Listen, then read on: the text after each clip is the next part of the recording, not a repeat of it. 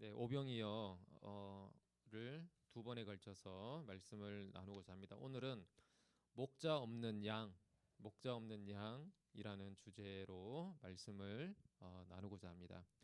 오늘 본문은 예수님이 지난주에 제 아들을 전도 여행을 보냈잖아요. 전도 여행을 보내고 돌아와서 예수님에게 전도 여행의 결과를 보고하는 내용으로 시작이 됩니다.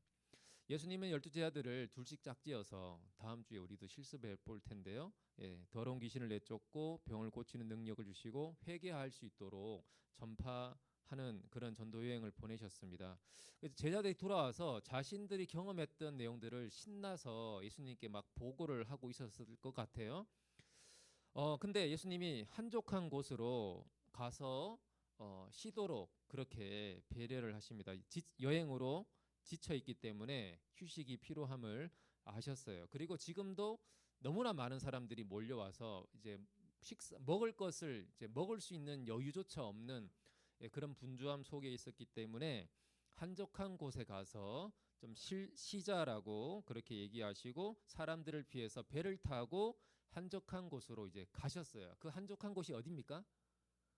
성경에는 나와 있지 않지만 보통 벳세다 광야라고 이렇게 봅니다. 벳세다라는 곳으로 갔는데 그런데 의도대로 되지 않았습니다. 예수님은 무리들로부터 제자들을 보호하고 재충전의 시간을 가지려고 했지만 사람들이 어떻게 알았는지 많이 몰려왔어요. 여러분, 예수님도 본인의 의도대로 되지 않는 인생을 사셨던 것 같아요. 하나님조차도. 하나님이면 자기 뜻대로 하실 것 같은데 예수님은 인간이라는 한계 안으로 들어오셨기 때문에 본인도 자기 뜻대로 안 되는 경험을 합니다. 우리랑 비슷하죠, 이런 면에서.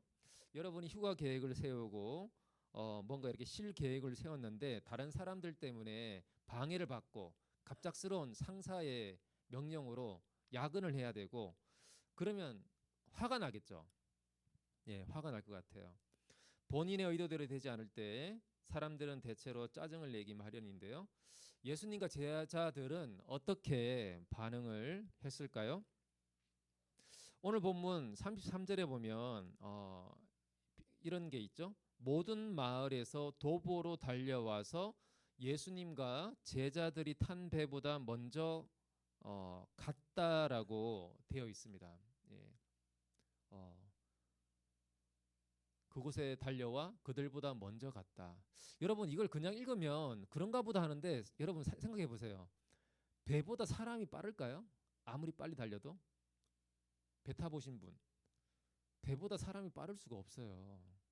근데 예수님이 배를 타고 한적한 곳으로 가시는데 그 아마 한번 그림을 보여주시면, 지도를 보여주시면 저 벳세다 쪽에서 오병이어 사건이 일어났고 아마 저기 예수님이 가버나움쯤 있는 그쪽에서 아마 배를 타시고 가버나움 쪽으로 한적한 곳으로 가신 것 같아요. 근데 사람들은 육지를 통해서 뛰어왔는데 먼저 도착했다는 거죠. 이게 진짜 가능할까 싶은데 아무튼 이제 성경에 이제 그렇게 되어 있습니다. 여러분, 배보다 빨리 갈 수가 없는데 이 사람들이 빨리 왔다라는 거는 뭐 중간에서 와서 그럴 수도 있겠지만 어떻게 이 사람들이 빨리 올 수 있었는가 미스테리긴 하지만 하나 우리가 유추할 수 있는 거는 이 사람들이 정말 필사적으로 달려서 먼저 온 거라는 거죠. 정말 필사적으로 달려서 예수님이 그 도착하시는 곳에 먼저 와서 기다렸다는 거예요. 그 이유를 저기가 이제 베세다 이제라고 일컬어지는 그쪽 이제 동네입니다. 저런 곳으로 예수님이 가신 거예요. 그 이유를 오늘 본문 34절에서 찾아볼 수 있는데 34절에 보면 이렇게 되어 있어요. 예수께서 나오사 큰 무리를 보시고 그 목자 없는 양 같음으로 인하여 불쌍히 여기사 이에 여러 가지로 가르치시더라. 예수님이 큰 무리가 나온 걸 보니까 목자 없는 양 같았다는 거예요. 목자 없는 양. 여러분, 먼저 양 같다라는 이 말이 좋은 의미일까요? 나쁜 의미일까요? 다인 너무 양 같아. 오늘 하얀색 입고 와가지고 너무 양 같아. 좋은 의미일까요? 나쁜 의미일까요? 예. 예. 왠지 이렇게 하얗고 온유하고 착하고 부드러운 이미지잖아요. 다이를 볼 때. 그런데 실제로 성경에서는 양 같다라는 말이 결코 칭찬이 아닙니다. 네. 여러분 양의 특징이 있는데요. 첫 번째로 양은 시력이 굉장히 나쁩니다. 시력이 나빠서 바로 눈앞에 있는 것도 잘 알아보지를 못해요. 그래서 광고 보면 양떼가 막 지나가는데 도로에서 차가 오다가 멈추죠. 양떼를 보고 멈춥니다. 네. 양들은 차가 오는 잘 몰라요. 그냥 길을 건너죠. 그리고 앞에 뭐가 있으면 그게 이제 뭐 자기를 인도하는 목자인 것처럼 생각해서 막 따라가기도 하고 그럽니다. 예. 그리고 양들은 분별력이 없습니다. 시력이 나빠서 그런지 분별력이 없습니다. 실제로 그래서 야생 개들이 양떼들을 이렇게 몰아서 이렇게 구석으로 이렇게 몰아가는 일들을 한다고 해요. 그래서 그곳에서 잡아먹는 거죠. 예, 몰아가서 잡아먹는데 그것에 착안해서 양치개가 생긴 거예요. 양치개가 양들을 이렇게 몰아가고 가이드하고 그렇게 양치기가 유래되었다고 합니다. 그리고 양은 잘 넘어져요. 다리 관절이 약한데 이렇게 또 되게 느려요. 빨리 못 뛰어갑니다. 그러니까 위협을 느끼면 뛰어가다가 다리 관절은 약하고 잘 넘어진다고 해요. 근데 이 양이 넘어지면 벌러덩 이렇게 넘어진다고 해요. 그래서 이렇게 말처럼 이렇게 앉는 게 아니라 벌러덩 넘어져서 스스로 못 일어난다고 합니다. 양은 누군가가 이렇게 양을 일으켜 줘야지 일어난다고 해요. 스스로 잘 못 일어나고요. 그리고 양은 고집이 셉니다.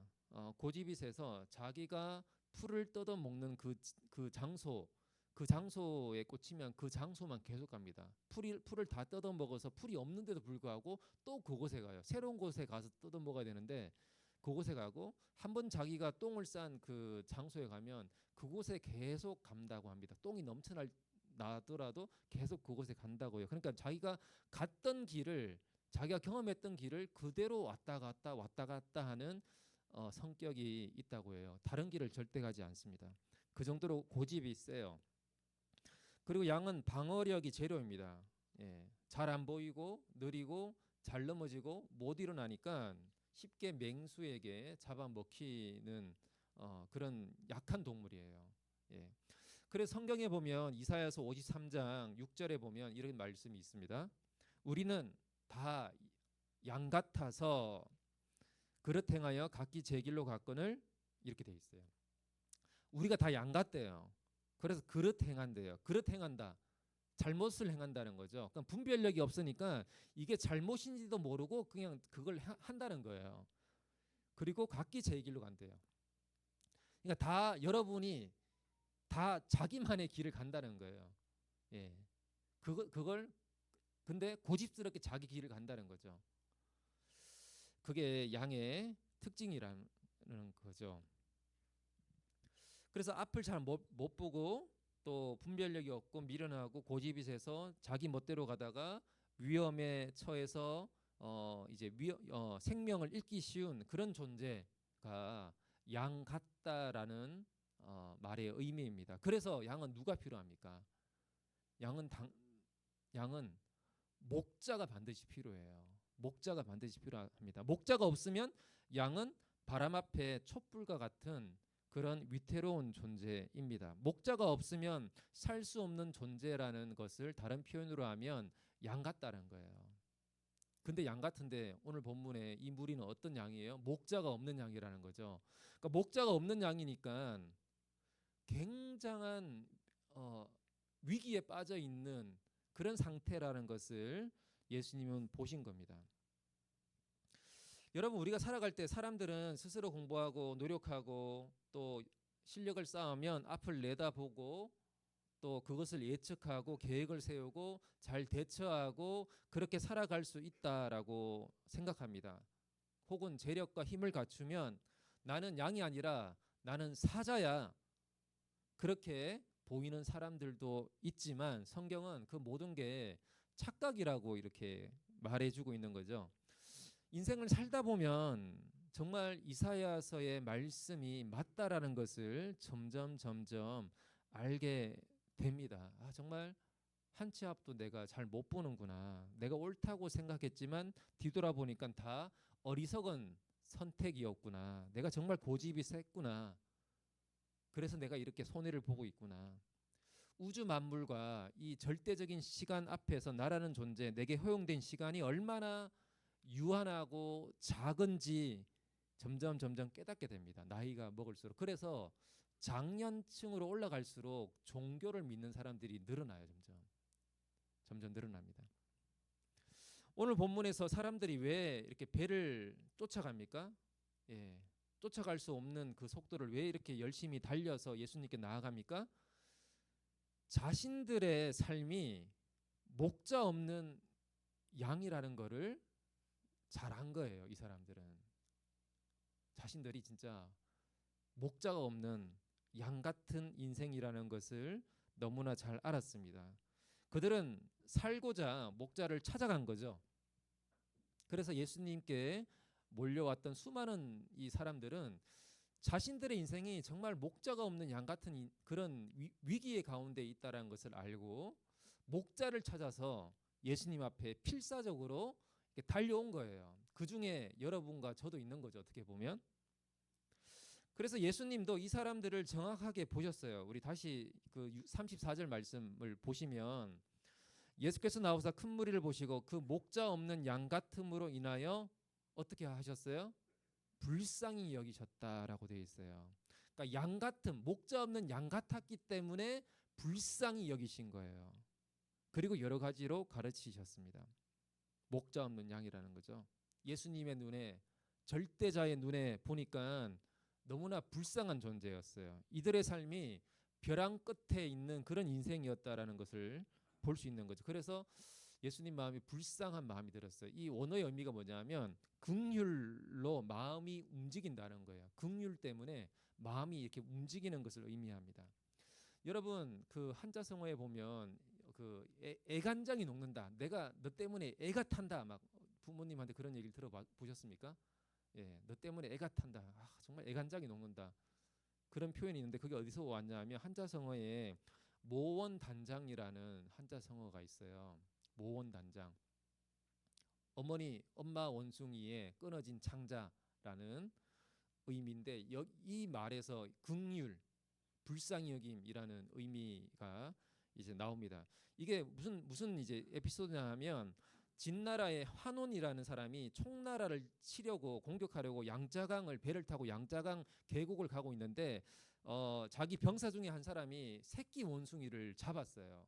잡아서 이제 배에 포로로 새끼 원숭이를 포로로 잡아서 배 타고 가는 거예요. 근데 엄마 원숭이가 자기 새끼가 뺏겼잖아요. 그래서 양자강 계곡을 위험하게 계속 쫓아온 거예요. 계속 쫓아오다가 결국은 배가 계곡에서 멀어지니까 어떡합니까? 온 힘을 다해서 그 배 위로 어머니가 점프해서 그 어머니 원숭이가 점프해서 배에 착지하고 온 기력이 다해서 죽었습니다. 그래서 그 장수가 어머니 배를 갈라봤더니 어머니가 배가 아니라 원숭이 그 배를 갈라봤더니 창자가 끊어져 있었던 거예요. 거기서 나온 이제 한자성어인데 그러니까 자기 그 새끼 원숭이를 잃어버린 거에 대한 그 긍휼의 아픔 때문에 창자가 끊어진 거예요. 예. 거기서 나온 이제 표현이 애가 탄다는 거예요. 애가 창자거든요. 너 때문에 내가 진짜 애가 탄다. 아 정말 애간장이 녹는다 너 때문에. 그러니까 이 표현이 뭐냐면 자녀를 향한 염려와 걱정 때문에 창자가 지금 끊어지고 있다라는 이제 표현이거든요. 거기서 긍휼이라는 말이 나온 겁니다.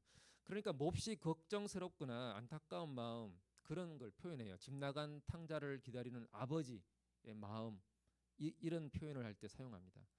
그래서 예수님이 쉬려고 오셨지만 휴식을 지금 방해받으셨지만 이들을 외면할 수가 없는 거예요. 그래서 여러 가지로 가르치십니다. 뭘 가르치셨을까요? 좀 약간 생뚱맞죠. 너무 불쌍한데 너무 불쌍한 마음이 들었는데 갑자기 교육하고 있어요. 가르치고 계세요.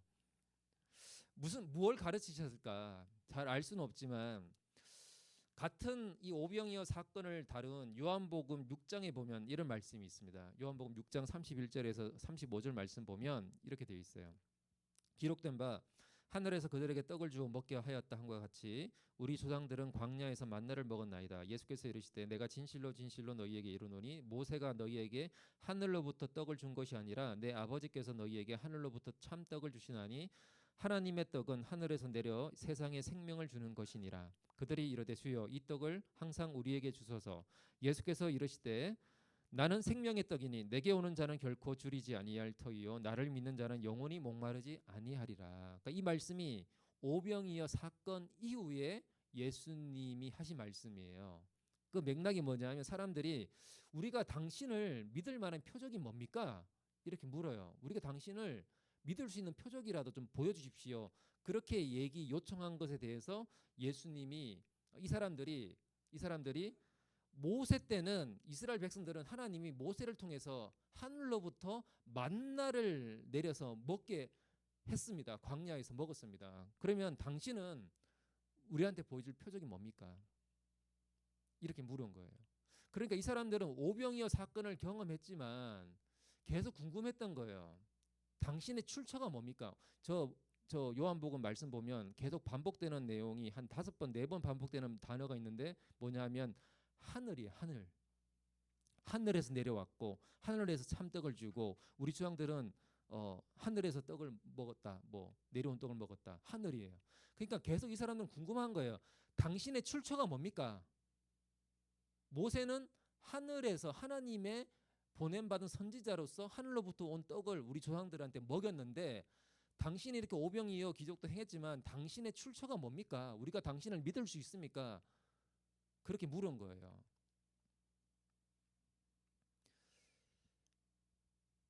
예수님이 하신 말씀이 야 너희 그거 모세가 너희들한테 준 게 아니라 모세가 매개체가 됐지만 하나님이 하늘로부터 떡을 주신 거다. 만나도.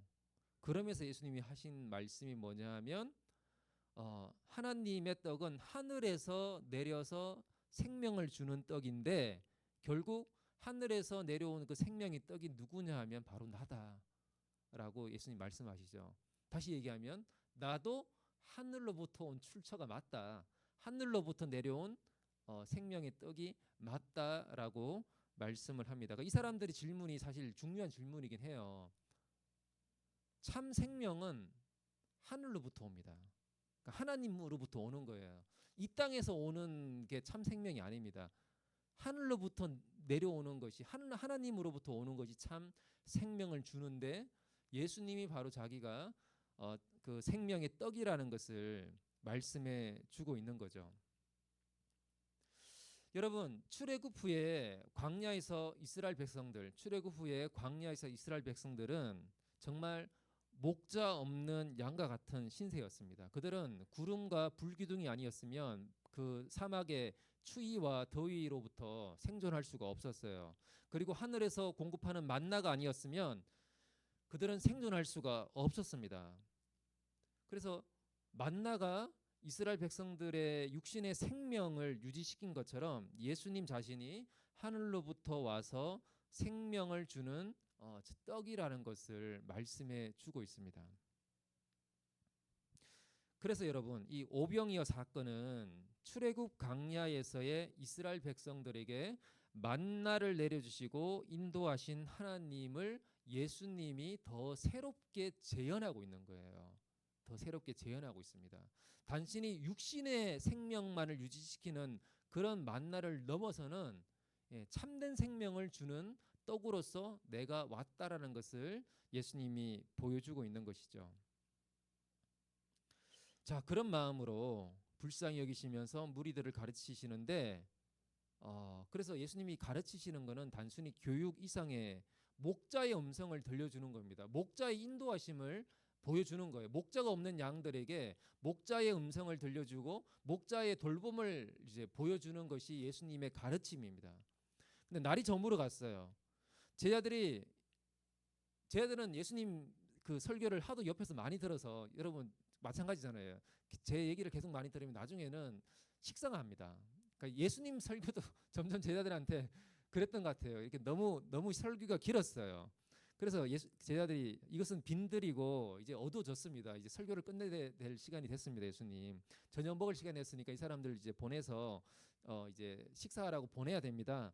그렇게 얘기했죠. 그러니까 현실적인 얘기를 한 거예요. 근데 예수님 뭐라고 하시냐면 너희가 먹을 것을 주어라 이렇게 한 거죠. 그러니까 제자들이 당황합니다. 아니 우리가 어떻게 200데나리온 정도의 떡을 사다가 먹입니까? 남자만 5천 명이니까 이렇게 여자 어린아이 포함하면 한 10,000명 가까이 될 거예요. 그러니까 노동자 한 사람의 하루 일당이 한 데나리온이니까 대략 1년치 연봉 정도의 돈이 있어야지만 이 사람들 떡 한 조각이라도 사 먹일 수 있다는 거죠. 돈이 있어도 이건 못 사 먹일 것 같아요. 그렇지 않습니까? 10,000명 정도의 사람들을 도시락 주문하려고 해도 그 도시락 그 업체 한 100군데는 연락해야 될 거 아니에요. 그래서 제자들이 이거는 현실적이지 않다라고 생각을 합니다. 근데 예수님은 제자들한테 현실적으로 불가능한 일을 시키신 거죠. 예수님 당신의 마음은 알겠는데 이 사람들을 돌려보내는 것이 현실적입니다. 우리도 너무 피곤하고 또 그 정도의 재정도 없고 제자들은 합리적이고 현실적인 방안을 제시했어요. 돌려보내는 것이 좋습니다. 돌려보내는 것이. 우리라도 그렇게 했을 것 같아요. 근데 여러분 예수님과 이 제자들의 입장이 왜 이렇게 다릅니까? 예수님은 왜 이렇게 무리한 요구를 하시는 것처럼 보이시죠? 아까 얘기한 것처럼 예수님 눈에는 이들이 목자 없는 양 같다는 거예요. 예. 마치 엄마 없이 길거리에 나온 어린아이 같았던 거죠.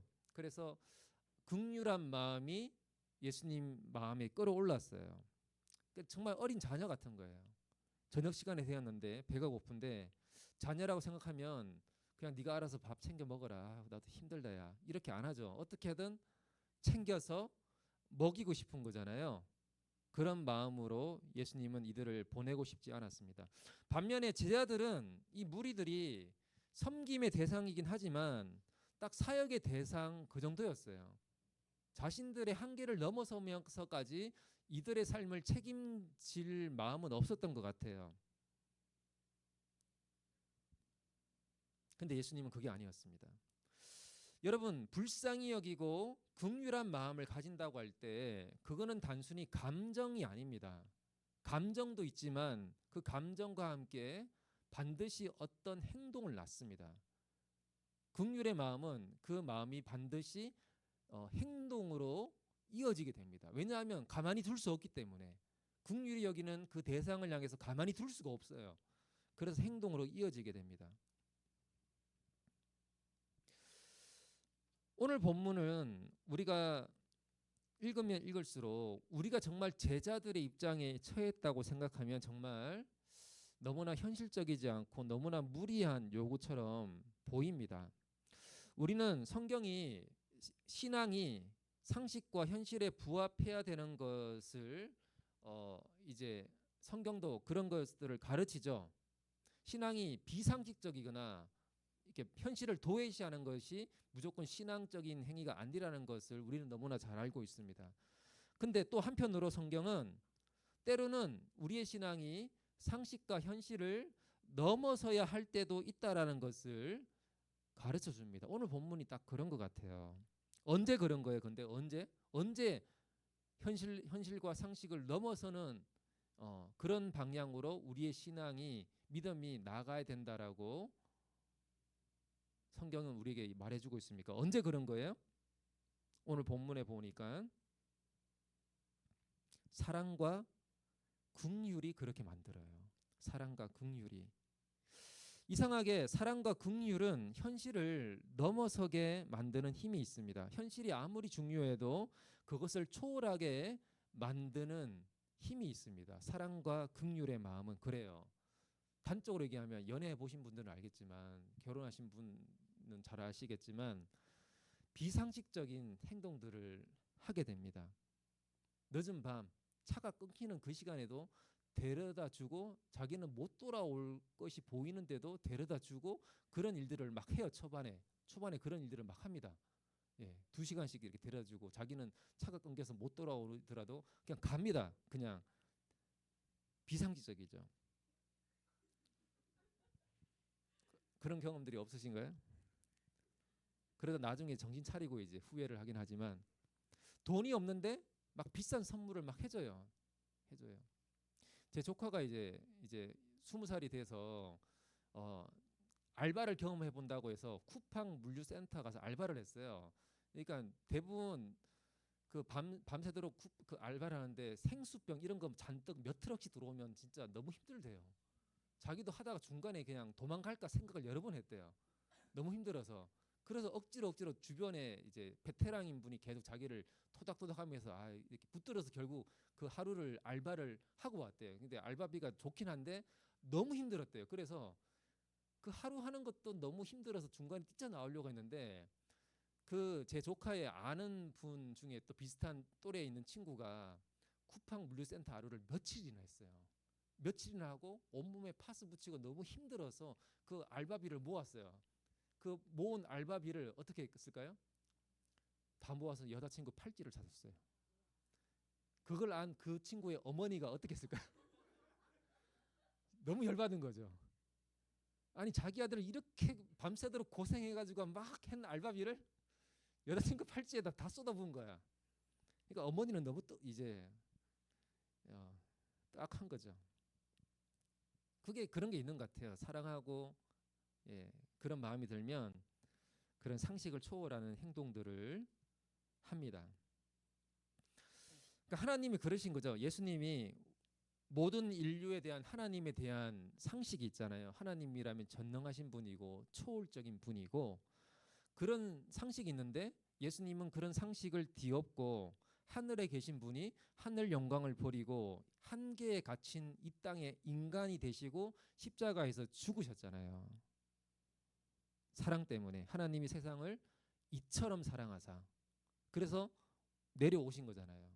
하늘에 있는 것이 상식인데 하나님이면 오늘 본문을 통해서 예수님이 제자들에게 가르쳐 주시는 것이 무엇입니까? 예수님의 제자로서 살아가야 하는 그 길은 현실적인 그런 사리 판단을 잘하고 현실적인 반응을 잘해가는 것도 필요하지만 그것 이상의 삶이라는 것을 우리에게 보여줍니다.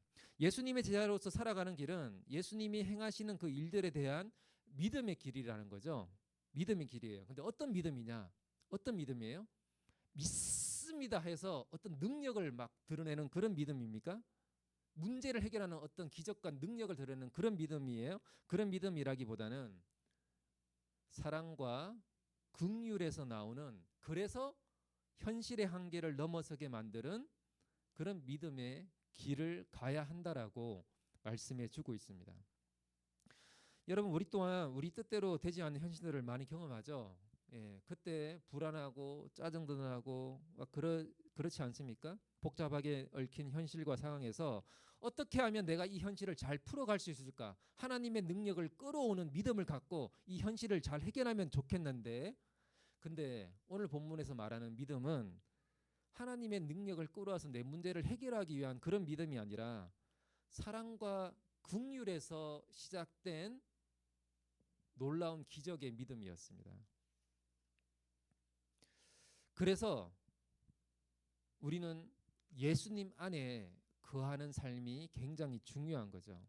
먼저 주님이 나를 불쌍히 여기신다라는 것, 긍휼히 여기신다라는 것을 알아야 됩니다. 정말 하나님은 나를 사랑하신다라는 것을 알아야 됩니다. 그리고 예수님의 사랑 안에 거해야 됩니다. 그리고 나서 내 인생이 하나님의 사랑을 드러내는 통로로 살아가야 된다라는 것을 기억해야 됩니다. 그러니까 그 관점에서 여러분의 진로가 됐건 여러분의 인생이 어떤 문제가 됐건 그걸 풀어가야 될 실마리를 찾아야 됩니다. 단순히 하나님의 능력으로 내 앞에 놓여 있는 이 문제를 해결하는 믿음이 아니라 주님 제 인생이 정말 그 놀라운 하나님의 사랑과 긍휼을 이 세상 가운데 누군가에게 드러내기 위해서 제가 살아가야 되는데 근데 제 현실에 이런 어려움들이 있습니다. 이런 한계가 있습니다. 그렇기 때문에 주님 이 한계를 넘어설 수 있는 하나님의 공급하심을 베풀어 주십시오. 그런 마음으로 기도할 때 주님이 정말 공급하시고 채워주시는 일들을 경험하게 될 것입니다. 여러분, 마지막으로 마가복음 6장 39절 42절 말씀 보시면 저렇게 되어 있어요. 제자들에게 명하사 그 모든 사람으로 때를 지어 푸른 잔디 위에 앉게 하시니 그리고 나서 오병이어 그 기적이 일어나고 다 배불리 먹었다라고 되어 있어요. 다 배불리 먹었습니다. 네, 감사합니다. 네. 근데 이 장면이 시편 23편의 말씀을 이렇게 오버랩 해주고 있어요. 여호와는 나의 목자시니 내게 부족함이 없으리로다. 그가 나를 푸른 불밭에 누이시며, 예수님께 왔던 사람들도 푸른 잔디 위에 앉았어요. 푸른 불밭에 누이시며 쉴만한 물가로 인도하시는도다. 목자 없는 양들, 양 같은 그 사람들에게 선한 목자가 되어주고 있는 시편 23편의 이 말씀을 성취하고 계시는 예수님을 우리에게 보여줍니다. 기억하십시오. 하나님의 공급하심은 우리의 모든 필요를 충분히 채울 만큼 충분하신 분이라는 것을 꼭 기억하십시오. 한번 같이 기도하고 마치겠습니다.